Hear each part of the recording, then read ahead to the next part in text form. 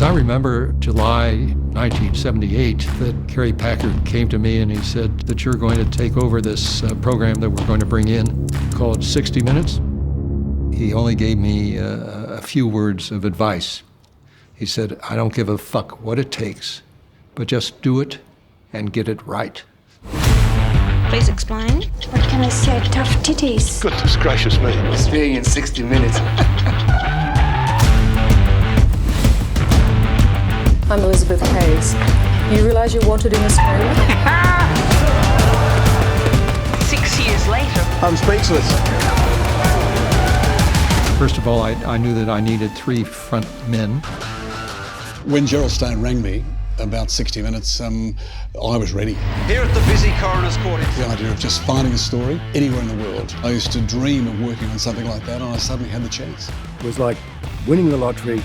Best call I've ever had in my life. I think George Negus was probably the critical person in the team early on. People stop us in the street almost and tell us that Margaret Thatcher is plain pig-headed. George got lampooned for being rude to Maggie Thatcher. Why won't you tell me their names and who they are? Attitude, lots of attitude, and that's what I wanted. I'm Ian Leslie. I'm George Negus. I'm Ray Martin. Those stories and more tonight on 60 Minutes. Yes, I did have the first story ever broadcast on 60 Minutes. It was not one of my most memorable stories. We call it butt-legging. Basically, butt-legging is the smuggling of cigarettes across state borders. The reaction after our very first broadcast in February 1979 was a disaster. We thought the program was pretty good. The ratings of the audience said... Kerry called me up after the show and said that was terrible. Our enemies were everywhere. They were ready to shoot us down. We were targets for newspaper guys who were earning less money and getting less glory and less glamour than we were getting on 60 Minutes, so we were an easy target. I knew that I had the goods there. I had the reporters, I had the team, I had everything going for me except Kerry Packard. But within 3 months, we hit our straps and no one could stop us.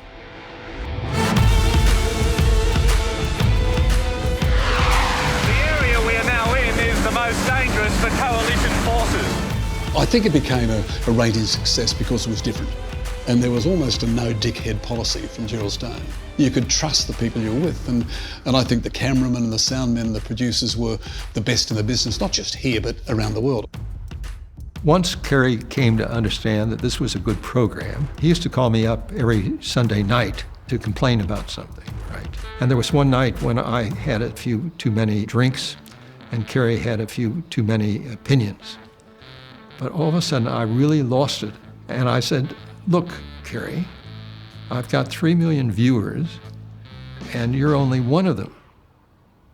And there was this long pause, and then he came back and said, I would have thought I'd at least count for 2. George, are you gay? Am I gay? It's a pretty direct first question, isn't it? Nothing could stop us. We were the kings of the road. You've been accused. Turn that thing off. You've been accused of man-bashing. Yeah, and it's going to happen right here.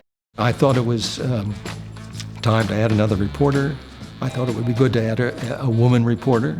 That was interesting. I had no idea who this person was. I wouldn't call it jealousy, but... We believed we had we'd paid our dues, Ian and George and I. And we were a bit puffed up. And we had our doubts. I got a call from Jana one night saying, Leslie, we should have dinner. I said, no, I'm too busy. We were quite arrogant about Jana joining. What makes Haiti different is voodoo. But as these things do, the problem worked itself out. She's all right. She's all right. She was a fantastic reporter, and she was a beautiful person to be with. And the family grew a little bit bigger. She had all the makings of a 60 Minutes person. And so I think it was in that 4th year, was it, that Jana came to be. Is that it? Is that the way it is? Well, yes, bossy boots. Of course, what Ray, Ian, George and Jana started went on to become one of the most popular and successful television programs in Australia. You'd be amazed to know how tiny they really are. May I ask? You can. Up yours, Buster. Do you feel old? Because when I'm 50-something, that's old? That is not old.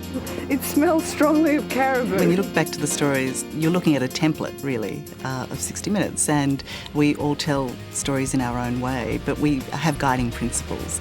For an English backpacking couple, this was the highway of adventure. And that's to tell great stories through great people. We all have that inner strength inside of us, but we just never get tested. I'm going to take 5 minutes. Sorry? Right. But also that ethos of show me, don't tell me. So we try to take the audience as close to the action as possible. Oh, God. Sometimes too close. Whoa, Jesus! You don't need to hurt us. There are plantations all the way Into the volcano.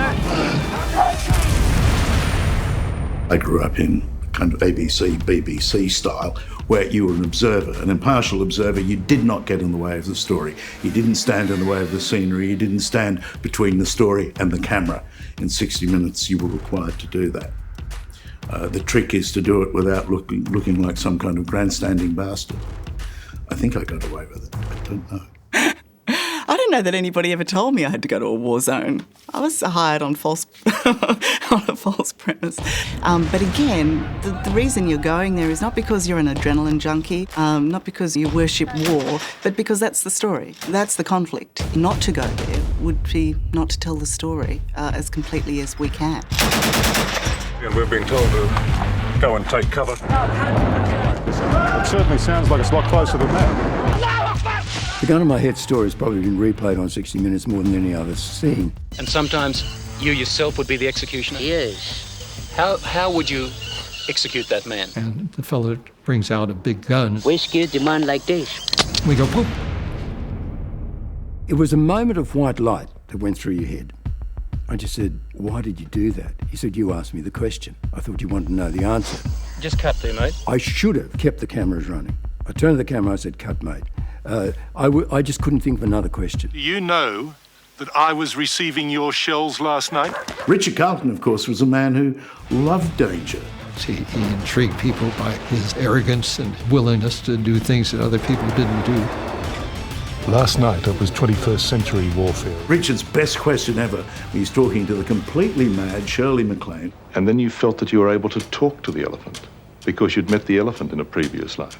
You find that difficult to understand? I find it impossible. He said, perhaps, Miss MacLaine, I should ask you, is there anything that you don't believe in? What a great question. If that was Richard's best question, his close second would most likely be his very last question. He was at Beaconsfield covering the trapped miners, and he asked one very significant question. And in doing that, he gave all the other journalists there really a masterclass.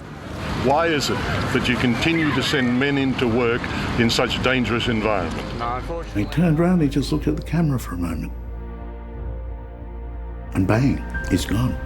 Professionally, Richard set the benchmark in storytelling and in some of his interviews. He did extraordinary interviews. Love him, miss him every day. And so does the show.